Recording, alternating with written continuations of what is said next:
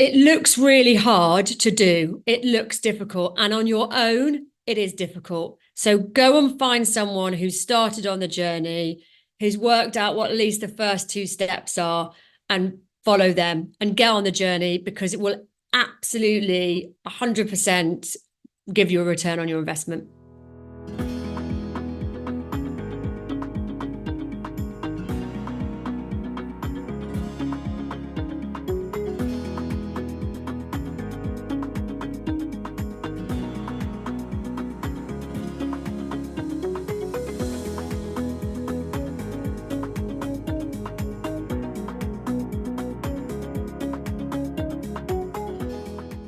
Welcome to Talking About Thinking the Unthinkable, our latest leadership conversation and podcast. I'm Nick Gowing. Hello, founder and director of the Thinking the Unthinkable project since 2014.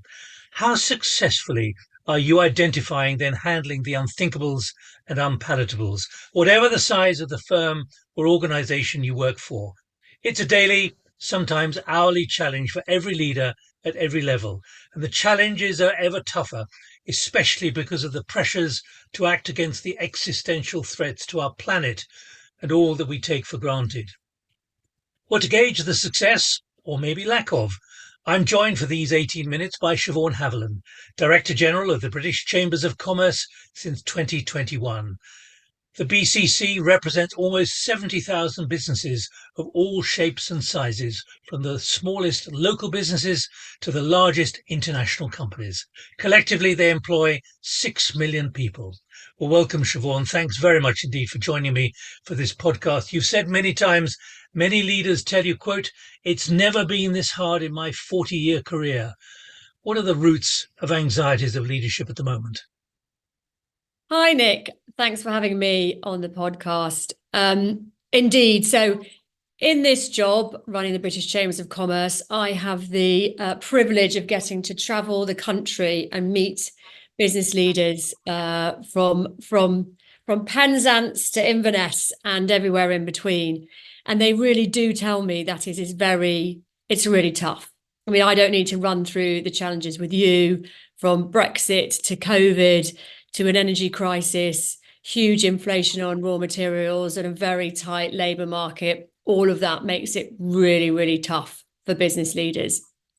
But at the same time, after they've laid out the challenges, they then all turn and say, but you know what, Shevaun, we're launching a new product over here, or we're thinking about a new investment over there, or we're training our people to do this. I mean, it's so inspiring, that can-do, solution-orientated, entrepreneurial attitude and leadership that British businesses have. So, it's great to see, and it is inspiring.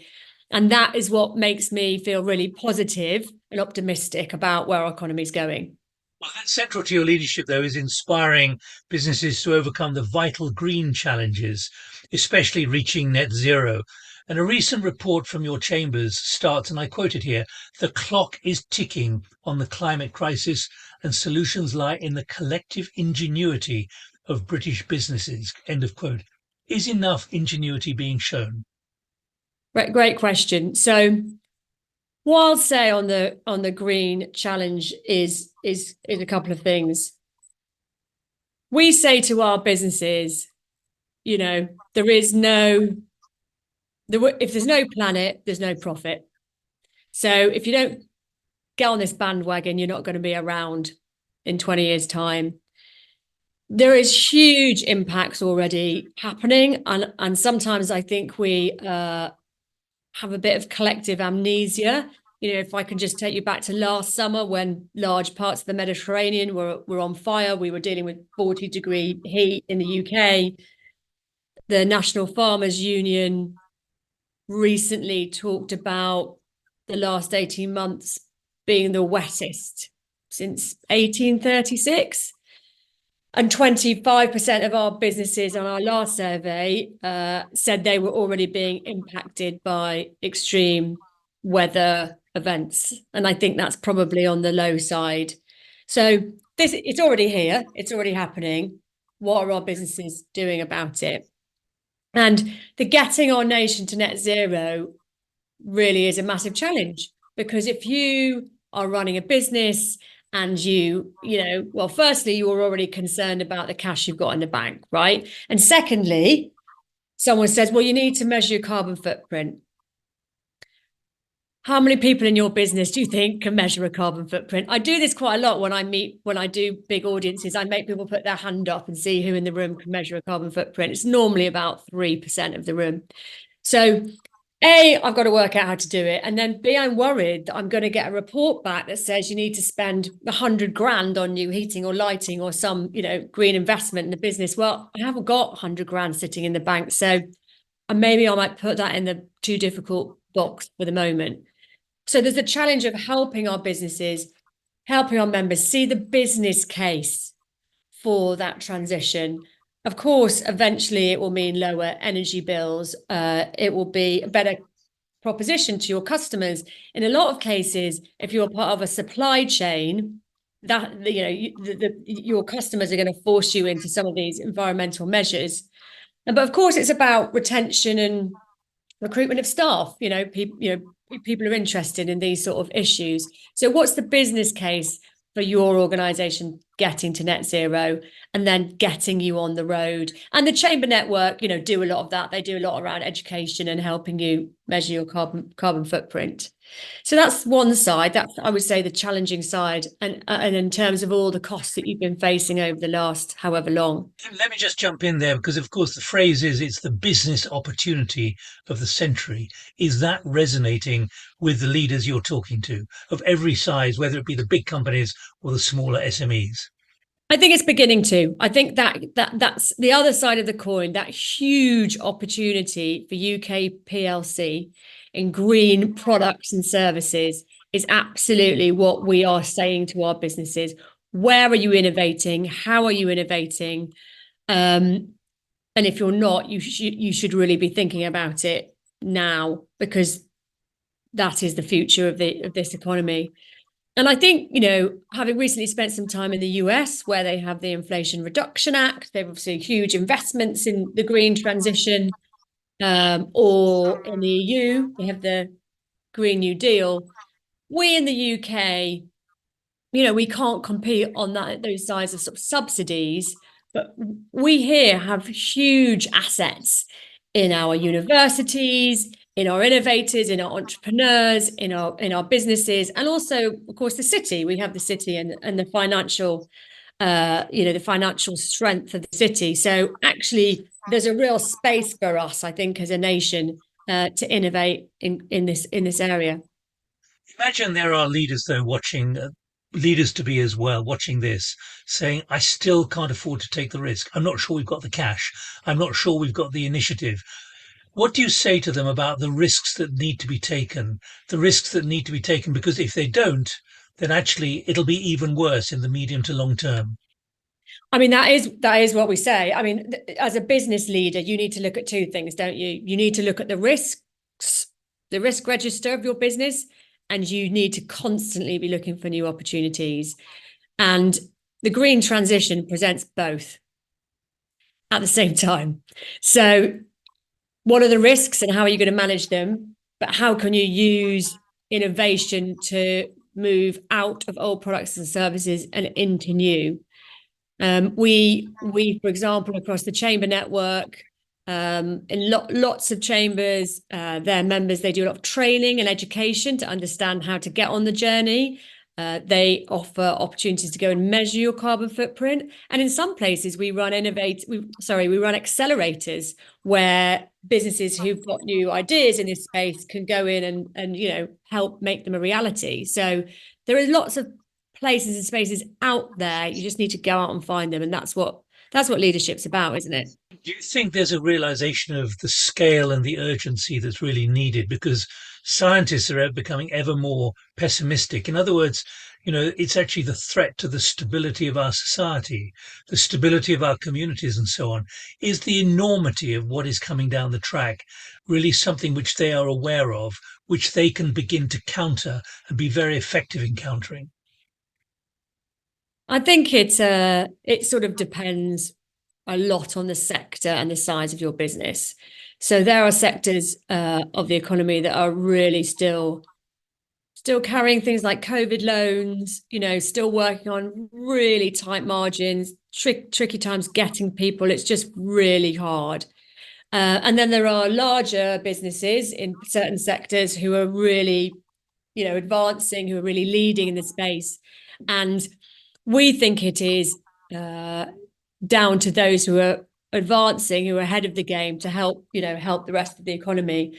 We've done a lot of work at the chambers on that policy piece more generally. So we've also done a lot of work outside helping businesses build the business case, working with government to say what can they do to help the economy, to help businesses more easily move forward.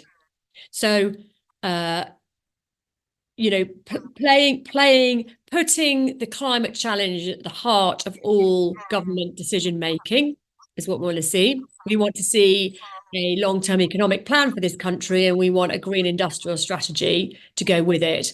And that is everything. I mean, again, as I travel the country, from the success of Cornish lithium down in the southwest to, wind energy, carbon capture, sustainable airline fuel in the northeast, in Scotland. I mean, you see it wherever you go, but there are real challenges. So things like planning, getting planning permission to, build new grid across the country to move the electricity around, expanding your factory, putting solar panels on your, on your premises. All of it is really time consuming and it's hard. So we need government to sort of change the mechanisms out there to make it easier for businesses to drive the green transition. Do you think, and going back to that phrase I used right at the beginning, coming from you, I have to say, Siobhan, do you think those leaders are really engaged in it and seeing it as a challenge as opposed to something which is really driving them to the wall and something which leaves them quite panicky about where things are going? Is there an ability to all learn from each other here, which perhaps isn't being exploited as much as it could be? I mean, we know that one of the best ways that business leaders like to learn is from each other. So we run a lot of peer-to-peer networking because that's the way that you find out, so-and-so's tried it, it worked for them, okay, it's going to work for me. However, one of the, I would say, concerning data points that we got recently was around whether moving to green technologies will improve productivity. And 20% of businesses thought that moving to green technologies would decrease their productivity. 20%. And that's really concerning. And that is driven by things like, I want to move my fleet to EV, for example. I want to move my fleet of 5 vans to electric. But where am I going to plug them in? I don't have the infrastructure is not in place. My drivers take their vans home at night. They live in flats. They don't have places to plug them in. You can begin to see when you're running particularly a small business, how these are real practical challenges. So, it's up to us to help drive the infrastructure, grid, planning abilities that will allow businesses, those frameworks, the government frameworks that allow business to come in behind it. Let me quote to you someone you know very well and admire. I know Paul Pullman, the former chief executive of Unilever, who's now running Net Positive and is an absolute campaigner on everything we're talking about. But he says what's missing, and he was our last podcast before you, Siobhan. What is missing is courageous leadership. We need a critical mass of leaders across business, politics, and civil society to drive the changes needed at speed and scale. Can you see an accelerator, a multiplier happening here? Oh, good question. I think we need the voices pushing this agenda who are, I'm sure Paul would have said this to you.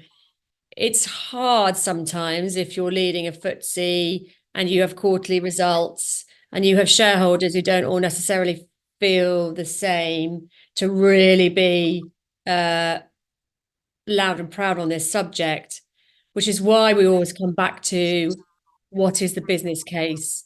What's the business case for this? Let's help you show that it is a long-term positive investment. which of course is what Paul also always says. And then that those of us outside those roles can really push for the things that it's harder for those leaders to do. And particularly organizations like ours. I mean, all our work, Nick, is evidence-based. It's all based on survey work and stories. So we run quarterly economic survey. It's been running for 30 years. It's the UK's biggest private sector survey, like 5,000 businesses a quarter. And we use that data to say to government, this is what you need to do to help businesses move more quickly. I was at a meeting recently and someone said to a minister, I have billions to invest and I can't get that money out the door quick enough. And this is in the green transition. I can't get the money out the door quick enough because I can't get planning and I can't plug my units into the grid. And it's that sort of infrastructure and the reforms we need to see. Because, if you think about the UK, we were world leaders in wind, offshore wind. We had contracts for difference. That was real innovation in policy development.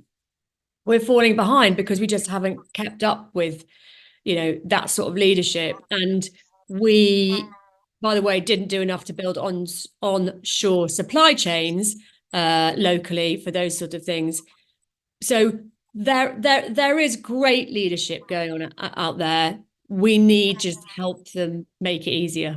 Let me, in our last 3 minutes, just see where you think this is going, because one of the things which has emerged literally in the last couple of years is the disrespect for nature, the abuse of nature and biodiversity and so on.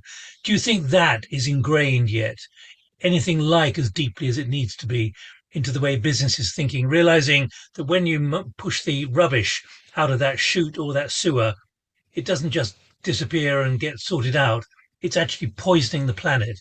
Is that part now of the next stage of what you've got to do on green? I think the nature and biodiversity question is very new to businesses, strangely new. And I think they find it really hard to get their heads around. The person who led some of our green work, Emma Howard-Boyd, as you know, chair of the Green Finance Institute, talks about biodiversity and the nature bit on a regular basis. We feel businesses, and I think people to a degree, feel disconnected to nature and biodiversity and find it hard to understand. But it's crucial. I mean, without biodiversity and nature, we will have no more agriculture, we will have no more food. It feels very disconnected, but those stories need to be told. It's hard for businesses to wrap their head around that, but then it needs to be done. One of the other interviewees on the podcast was Professor Colin Mayer, Emeritus Professor at the Side Business School. And central to his work is that businesses must solve problems, not create them. There has to be a fair and just profit coming from whatever they produce. Do you think that has a chance of resonating within the kind of membership you've got, your 70,000 around the world? I would say that the businesses who are members of our chambers in their places, in their communities, already are hugely net positive. They already support local jobs, the local environment, their communities. And when I talk to them about why they're members of their chamber and why they're involved, they ultimately say, this is my place. I'm from here. I've built, my life here, and I want to give back to it, which is why I'm part of the chamber. So people absolutely want to build positive environments for their families and their kids. I spent some time a while ago in Doncaster. They'd just been given city status. Huge celebration across the community, businesses, Northeast of England, I should say. Government. But they were also talking about the challenges of their city centres and the environment there and what they wanted to do about that next. So you really do see communities in action when you travel around and see all the parts of it. And it has to be government, business, people, communities working together to really drive those great outcomes. Siobhan, final thought. We're interviewing you because you have a reputation as what's called a can-do crusader. In 30 seconds, what's the can-do which you want to urge upon businesses and particularly the leaders, the human beings who are running these companies, who are developing these companies, who are often struggling to survive, but actually, hopefully, not struggling if all goes well? What's your message to them? It looks really hard to do. It looks difficult. And on your own, it is difficult. So go and find someone who's started on the journey, who's worked out what at least the first two steps are, and follow them and get on the journey, because it will absolutely 100% give you a return on your investment. Shevaun Haviland, thank you so much for joining us. You can reference every detail that Shevaun has given us. A transcript of the podcast is posted in parallel on our website, along with contact details for us and for Shevaun at the British Chambers of Commerce. Do please join us when we have our next conversation about thinking the unthinkable. From me, Nick Gowing, until the next time, keep thinking unthinkables. More than ever, it's possible. And as we've just heard from Shevaun, very necessary. Bye-bye.